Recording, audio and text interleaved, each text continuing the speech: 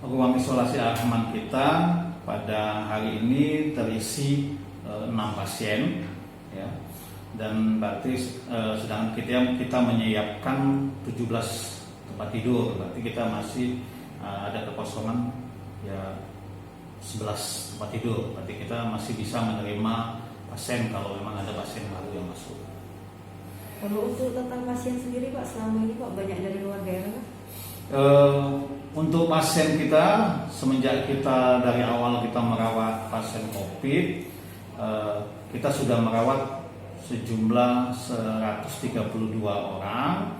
Itu terdiri dari yang dari kota yaitu ada 92 orang, untuk dari luar kota ada 40 orang. Ya, 40 orang itu terdiri dari yang berasal dari Kabupaten Musirawas 30 orang, Kabupaten Musirawas Utara 8 orang, dari Kabupaten Empat Lawang 1 orang, dan Kabupaten Rejang Lebong 1 orang. Memang banyak pasien dari luar ya? Ya, kalau kita melihat data ini, ya kita juga banyak menerima pasien dari luar kota, ya, luar kota Lubuk Linggau dalam arti ini. Ya karena memang ya fungsi rumah sakit ya kita tidak bisa memilih pasien, memilah-milah pasien, maksudnya hanya menerima dari daerah-daerah tertentu saja. Ya.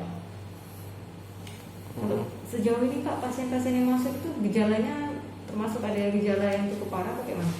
Ya, kalau untuk di rumah sakit ya sesuai dengan kriteria yang diberikan oleh Kemenkes, ya, berdasarkan buku petunjuk yang revisi 5 bahwa rumah sakit itu hanya menerima pasien yang dengan gejala sedang atau gejala berat.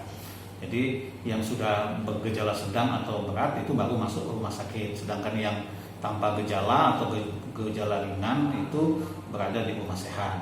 Jadi boleh dikatakan ya rata-rata yang masuk ke rumah sakit kita, yang dirawat kita ya dengan sudah mempunyai gejala. Penyakit bawaan juga?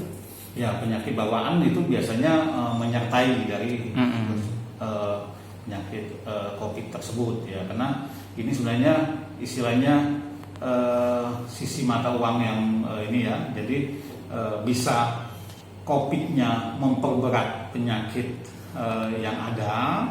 Jadi mungkin selama ini penyakitnya ringan, tapi dengan adanya COVID ya penyakitnya itu menjadi lebih berat, atau sebaliknya ya penyakit yang ada pada dirinya seperti penyakit komorbid tersebut ya akan membuat dia lebih rentan untuk terkena COVID. Jangan lupa subscribe, share, komen, dan like ya.